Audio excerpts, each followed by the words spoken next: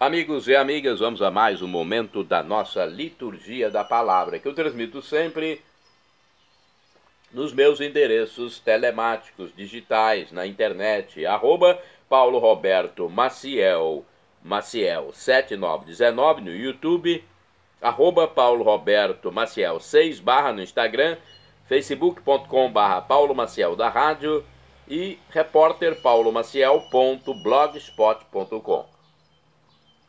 Neste vídeo, a liturgia é alusiva ao dia de São Pio de Pietrelcina, dia 23 de setembro de 2025, terça-feira.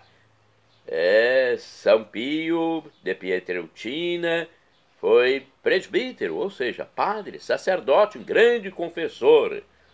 Estamos na 25ª semana do Tempo Comum, no ano litúrgico C. A cor dos paramentos litúrgicos é branca. No rito temos o ofício da memória nesta terça-feira, 23 de setembro de 2025. Vamos à primeira leitura, que é do livro de Esdras, capítulo 6, versículos do 7º ao 8º, 12b e 14 a 20. Naqueles dias o rei Dario escreveu ao governador do território da outra margem do rio Eufrates: deixa que prossigam os trabalhos no templo de Deus, que o governador de Judá e os anciãos dos judeus edifiquem a casa de Deus no seu lugar. Também ordenei como se deve proceder com aqueles anciãos dos judeus que constroem aquela casa de Deus com os bens do rei. Deveis reembolsar religiosamente e sem interrupção aqueles homens por tudo que gastarem. Eu, Dario, dei esta ordem, que ela seja pontualmente executada. E os anciãos dos judeus continuaram a construir com êxito, de acordo com a profecia de Ageu, o profeta, e de Zacarias, filho de Ado, e puderam terminar a construção conforme a ordem do Deus de Israel e as ordens de Ciro, de Dario e de Artaxerxes, reis da Pérsia. Esta casa de Deus foi concluída no 3º dia do mês de Adar, no 6º ano do reinado de Dario. Os filhos de Israel, os sacerdotes, os levitas e o resto dos repatriados celebraram com alegria e dedicação desta casa de Deus, a dedicação desta casa de Deus. Ofereceram para a inauguração desta casa de Deus 100 touros, 200 carneiros, 400 cordeiros e, como sacrifício pelo pecado de todo Israel, 12 bodes, segundo o número das tribos de Israel. Estabeleceram também os sacerdotes segundo suas categorias e os levitas segundo suas classes para o serviço de Deus em Jerusalém, como está escrito no livro de Moisés. Os deportados celebraram a Páscoa no dia 14 do 1º mês. Como todos os levitas se haviam purificado juntamente com os sacerdotes, estavam puros, e assim imolaram a Páscoa para todos os filhos do cativeiro, para os sacerdotes seus irmãos e para eles próprios. Palavra do Senhor, graças a Deus. Vamos ao Salmo responsorial. É o Salmo 121 na Bíblia Vulgata, ou 122 na de Jerusalém. Versículos 1º ao 2º, 3º ao 4º A, 4b ao 5º, refrão, versículo 1º. Que alegria quando me disseram, vamos à casa do Senhor. Repitamos, que alegria quando me disseram, vamos à casa do Senhor. Que alegria quando ouvi que me disseram, vamos à casa do Senhor. E agora nossos pés se detêm, Jerusalém, em tuas portas. Que alegria quando me disseram, vamos à casa do Senhor. Jerusalém, cidade bem edificada, num conjunto harmonioso, para lá sobem as tribos de Israel, as tribos do Senhor. Que alegria quando me disseram, vamos à casa do Senhor. para louvar, segundo a lei de Israel, o nome do Senhor.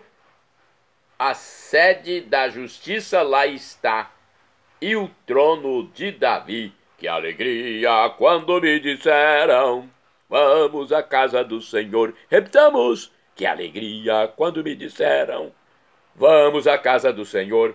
Agora vamos aclamar o Santo Evangelho e depois proclamá-lo. O Evangelho de hoje é o escrito por São Lucas, capítulo 8, versículos do 19 ao 21. Aleluia, aleluia, aleluia, aleluia. Feliz quem ouve e observa a palavra de Deus. Feliz quem ouve e observa a palavra de Deus. Aleluia, aleluia, aleluia, aleluia. O Senhor esteja convosco, Ele está no meio de nós. Proclamação do Evangelho de Jesus Cristo segundo São Lucas. Glória a vós, Senhor. Pelo sinal da Santa Cruz, livra-nos Deus, nosso Senhor, dos nossos inimigos. Naquele tempo, a mãe e os irmãos de Jesus aproximaram-se, mas não podiam chegar perto dele por causa da multidão.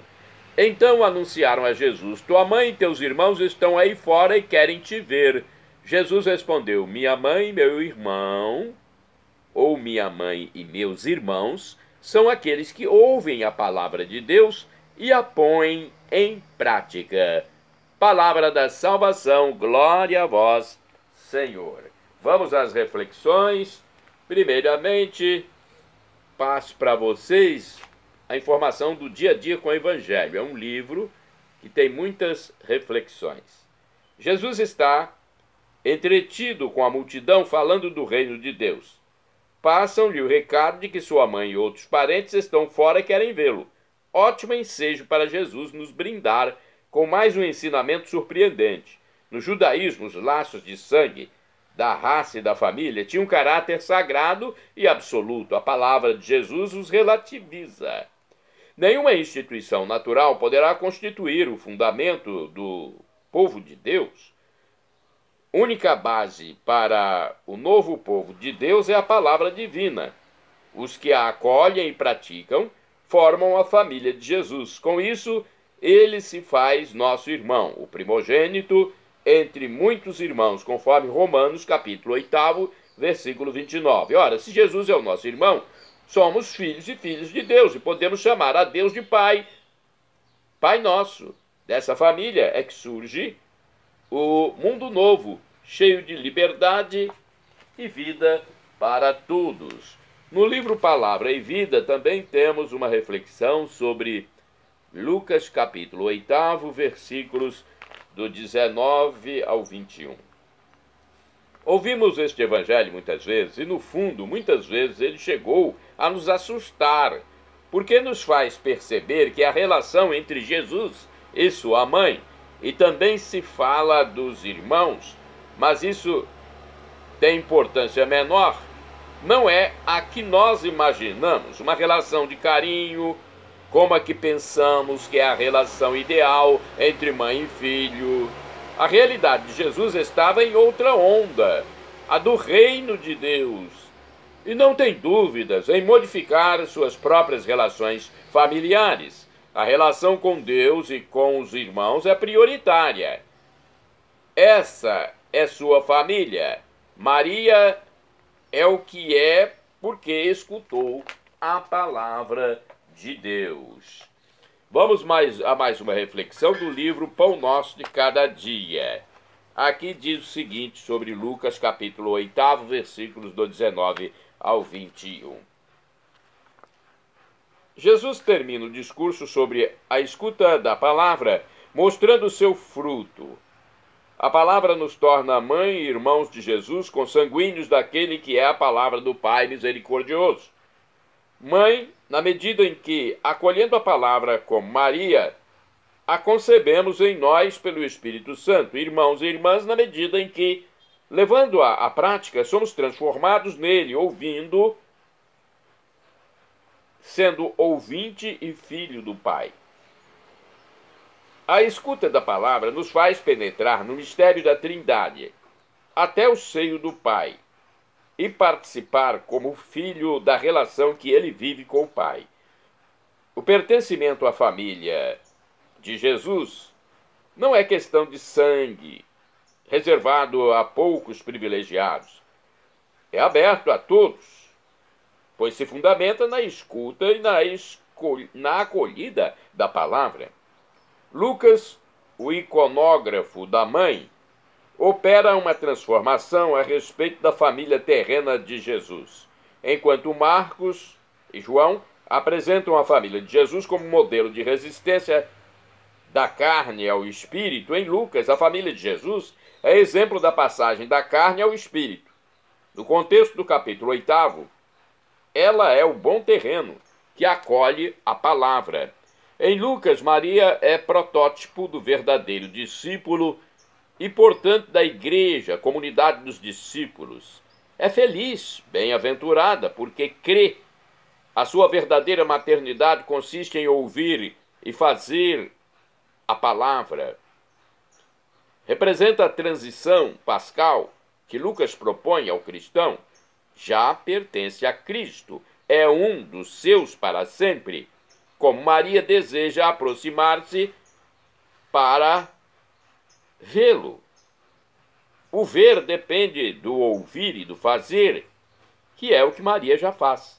O importante não só não é ser do mesmo sangue que Jesus, nem estar entre os que comem e bebem diante dele, mas passar como Maria, do parentesco físico a um novo parentesco real e espiritual através da escuta e da prática da palavra. É o recado de São Paulo apóstolo. Mesmo se conhecemos Cristo segundo a carne, agora não conhecemos mais assim, mas segundo o Espírito. Está lá na segunda epístola aos Coríntios, capítulo 5, versículo 16. A repetição das palavras mãe e irmãos, qualificados como teus, pelos interlocutores de seus, pelo cronista, e de seus, por Jesus, tem justamente essa função, afirmar a importância do parentesco e defini-lo em função da escuta da palavra. Sobre o mesmo tema, Mateus, que se dirige aos cristãos de origem judaica mais atentos à palavra que à prática, insiste sobre a prática. Lucas insiste na escuta e na prática, mas acentua a escuta, pois a sua comunidade não está tão familiarizada com isso. Um e outro sabem que só através da escuta e da prática da palavra podemos nos aproximar de Jesus e ter acesso ao Pai como verdadeira família de Deus. Vamos agora aos santos do dia, e o principal é São Pio de Pietrelcina. 23 de setembro é dia de São Pio de Pietrelcina, sacerdote. Morreu em 1968. Memória obrigatória no Brasil e é facultativa em Portugal. Pio de Pietrelcina é uma localidade da Itália. É da ordem dos frades menores capuchinhos, extraordinário taumaturgo, aquele que intercede por milagres, e apóstolo do sacramento da confissão. Pietrelcina é uma cidadezinha do sul da Itália, cercada de terras férteis, mas rochosas. Em 25 de maio de 1887, ela assistiu ao nascimento de um menino batizado com o nome de Francisco, que com o correr dos anos se tornaria conhecido em toda a terra. Trata-se do mártir do confessionário que possuía o dom de ler as consciências e passava de 10 a 15 horas por dia administrando o sacramento da reconciliação, ou seja, a confissão. De sacerdote, foi um sacerdote perseguido que por pouco mais de 2 anos chegou a ser proibido de celebrar a sua missa diária em público, de atender confissões e até de dar conselhos espirituais àqueles que o solicitavam. Foi um religioso que guardou obediente silêncio ante tal situação. Frade capuchinho, procurado por multidões, oriundas de todo o mundo. Pois é, São Pio de Pietreutina, é o nome dessa cidade, né? Uma cidade pequena, mas que acabou se tornando famosa por causa de São Pio. Ele recebeu em suas mãos, pés e lado o sinal sobrenatural e doloroso dos estigmas de Jesus, os quais lhe marcaram a vida e o apostolado durante 50 anos. Sobre esse monge estigmatizado que assombrou e ainda assombra o mundo inteiro, comentou o Papa e Santo hoje, São Paulo VI. Vede que fama teve o Padre Pio. Mas por quê? Porque celebrava a missa humildemente, atendia confissões desde a manhã até a noite e era um representante visível dos estigmas de nosso Senhor Jesus Cristo. Era um homem de oração e de sofrimento. Um de seus biógrafos assim resume sua existência: um genuflexório, um altar, um confessionário. Essas três palavras indicam os lugares onde passou a maior parte dos seus dias, dedicados à oração, à celebração da Santa Missa e ao atendimento dos milhares de penitentes que se ajoelhavam para pedir perdão, como também uma luz no caminho de suas vidas. Padre Pio orava a todo momento e em todos os lugares. Era essa a fonte da qual ele extraía forças. O que essas pessoas querem de mim? Perguntava ele. Sou apenas um pobre frade que reza. Ele dizia assim sobre ele mesmo. As missas celebradas pelo Padre Pio constituíam um maravilhoso espetáculo de piedade e de fé. Ele subia ao altar sem as luvas que normalmente cobriam os estigmas das mãos, e quem pôde contemplá-lo nessas ocasiões nunca esquecerá. Os fiéis se aglomeravam em frente à igreja 2 horas antes do início do santo sacrifício, a fim de ocupar os primeiros lugares, e todos saíam tendo crescido em devoção. Disse que o Padre Pio vivia da missa e para a missa. A esse respeito, na década de 1950, o embaixador francês na Santa Sé declarou: nunca em minha vida assisti uma celebração tão desconcertante e, no entanto, tão simples. A missa adquiria não sei que proporções e tornava-se um ato absolutamente sobrenatural. Mais do que para ouvir suas homilias, os fiéis acorriam para participar da celebração, que era, por si, uma pregação. Todos queriam ter contato com ele. No caminho para o altar ou para o confessionário, procuravam tocá-lo. Amontoavam-se junto a ele, expunham-lhe suas tristezas, pediam orientação. Quando, em setembro de 1916, ele chegou a San Giovanni Rotondo, ninguém imaginava que, anos depois, multidões se dirigiriam para lá, desejosas de assistir às suas missas e de se confessarem. Os testemunhos de penitentes que se confessaram com o Padre Pio revelam o quanto ele se mostrava severo com quem não estava compenetrado da gravidade de seu pecado, nem determinado a abandoná-lo, e ao mesmo tempo paternal, compreensivo e encorajador com quem se arrependia de suas fraquezas. Alguns dos que a ele acorriam deparavam-se com atitudes talvez desconcertantes, mas isso não os desanimava. Invariavelmente voltavam a procurá-lo. É pecado, costumava repetir a quem recebia o sacramento da reconciliação. Se você não quer deixar de ofender a Deus, o que vem fazer aqui? Os penitentes do Padre Pio provinham não apenas das cidades vizinhas, mas também de toda a Itália e do exterior. Como o seu número aumentasse sempre mais, optou por distribuir senhas e fazer turnos, chegando em alguns dias a estender-se o atendimento por até 16 horas. No ano de 1967, ele confessou cerca de 15 mil mulheres e 10 mil homens, cerca de 70 pessoas por dia. Uma multidão de almas sedentas de Jesus cai sobre mim. Dizia aos seus colaboradores: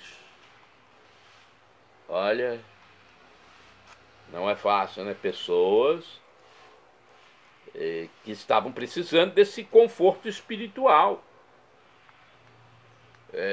Já pensou? Estava faltando isso na igreja. E hoje também eu acho que ainda falta. Conforto espiritual. Tem gente que só pensa no social. Não me deixam livre um momento, disse. O dom de ler as consciências e esquadrinhar os corações o tornou célebre.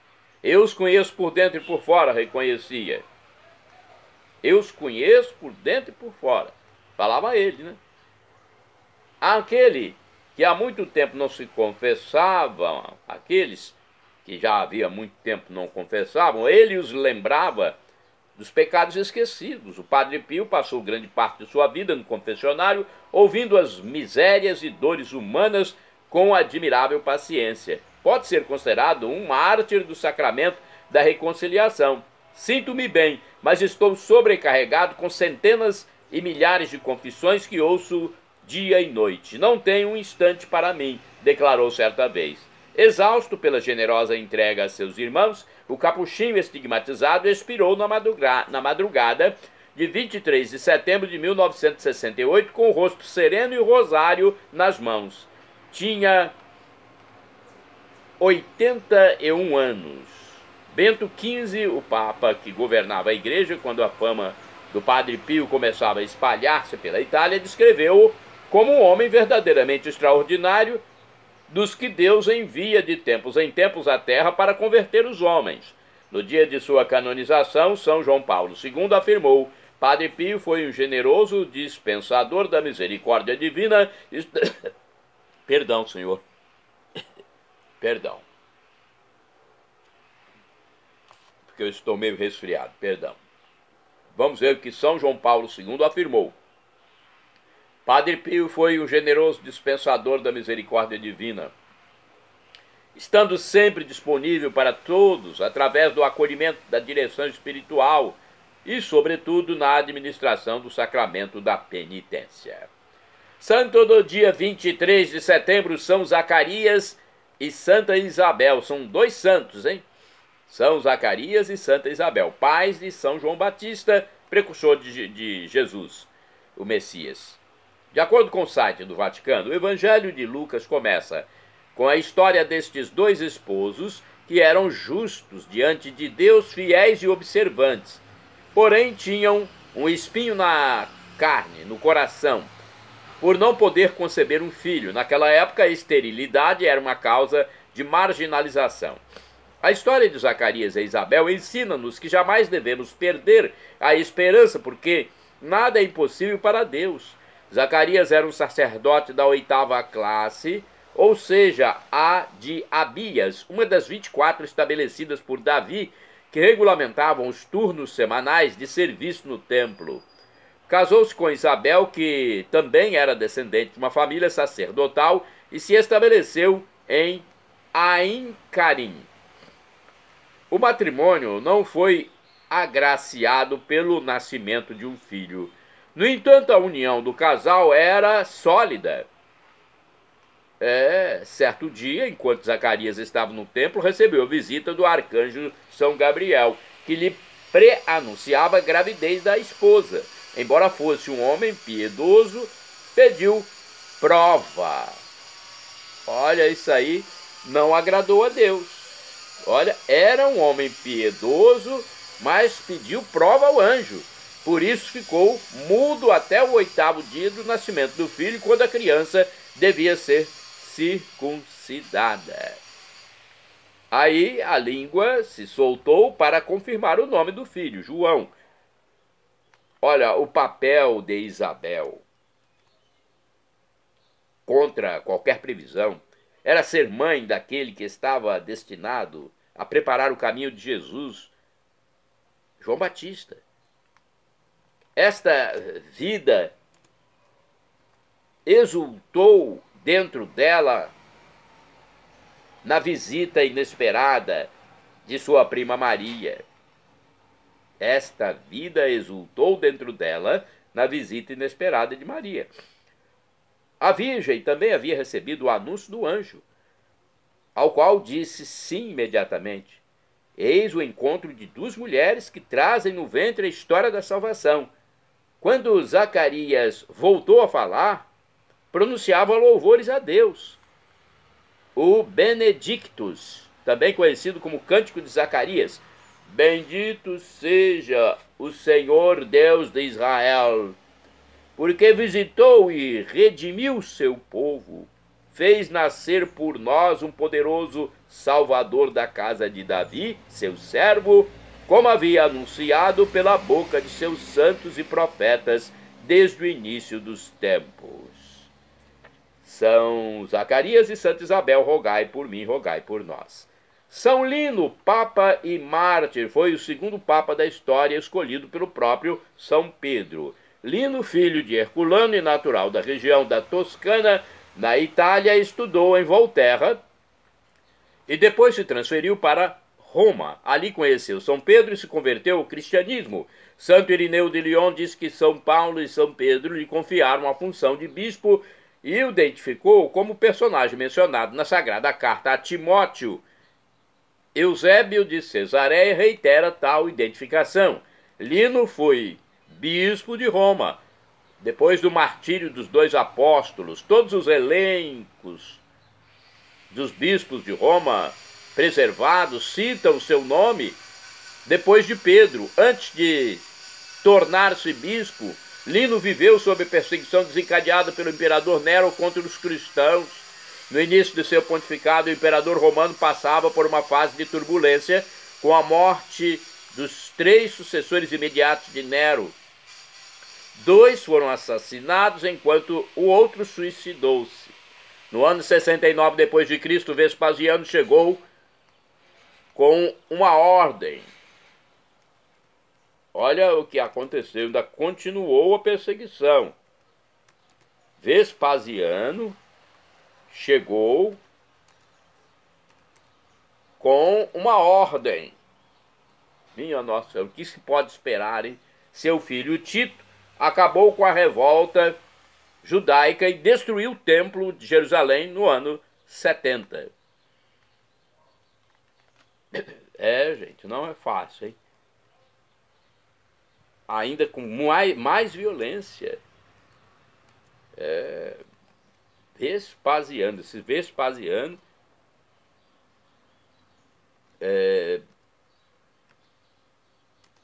foi muito violento, assim como Nero. Parece que a violência atiçava esses homens do poder. Seu filho Tito, então, acabou com a revolta judaica e destruiu o templo de Jerusalém no ano 70 d.C. Naquele período, Lino começou a organizar a igreja, ordenou bispos e sacerdotes e impôs algumas normas, entre as quais a obrigação das mulheres participarem da Eucaristia com o véu na cabeça. Aqueles também eram anos de de contendas com a escola de Simão Mago e os ebionitas, judeus cristãos que praticavam a observância da lei mosaica. São Lino é venerado como mártir e foi sepultado na colina vaticana ao lado do apóstolo São Pedro. Santo do dia 23 de setembro, Santo Adamanno de Iona, presbítero e abade. Foi um profundo conhecedor das Sagradas Escrituras e infatigável defensor da unidade. Convenceu muitos escoceses e irlandeses a celebrar a Páscoa segundo o costume romano. Santo Adamanno, rogai por nós. Bem-aventurada do dia 23 de setembro é a beata Helena Dullioli, viúva, morreu em 1520, nasceu em Bolonha, na Itália. Em sua juventude quis consagrar-se ao Senhor. Diante da oposição dos familiares, foi obrigada a casar-se. Após a morte de seu marido, dedicou-se às obras de caridade. Bem-aventurados do dia 23 de setembro são os beatos Cristóvão, Antônio e João, que foram mártires. Morreram em 1527 e 1529. Foram jovens indígenas mortos em Tlaxcala, no México, durante a primeira evangelização da América, e eles morreram por ajudar a propagar a fé cristã. Bem-aventurada do dia 23 de setembro é a beata Maria Emília Tavernier, religiosa, morreu em 1851.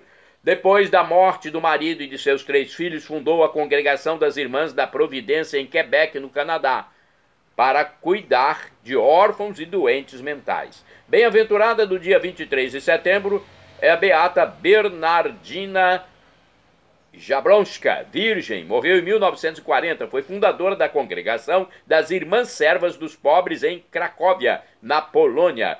Foi filha espiritual de Santo Alberto Chmielowski. Bem-aventurado do dia 23 de setembro é o beato José Stanek, presbítero e mártir, morreu em 1944. Foi um religioso da Sociedade do Apostolado Católico, preso e enforcado em Varsóvia durante a Segunda Guerra Mundial. Beato José Stanek, rogai por mim e rogai por nós junto a Deus. Shalom Adonai é uma expressão hebraica que significa a paz de Deus. É o que eu desejo para todos vocês que me seguem na internet. Paulo Roberto Maciel, arroba Paulo Roberto Maciel, 7919, arroba Paulo Roberto Maciel, 6 repórterpaulomaciel.blogspot.com. Shalom Adonai, e eu falo também para vocês que Deus é onipotente, todo-poderoso. O professor e escritor de mais de 100 livros, Felipe Rinaldo Queiroz de Aquino, em seu canal no YouTube, diz que Deus pode nos dar uma dessas 3 respostas quando suplicamos algo nas orações. Sim, não ou espere. Qualquer das 3 acate. Perdão, Senhor, pelos meus pecados passados, presentes, futuros, físicos, espirituais, pecados do pensamento, palavras, atos, omissões, e me dê a vida eterna. Meu Jesus, eu quero a vida eterna com a Santíssima Trindade, com Maria, com São Paulo, São Pedro, São Pio, São Adamnano, Beato José Stanek, todos os santos e salvos.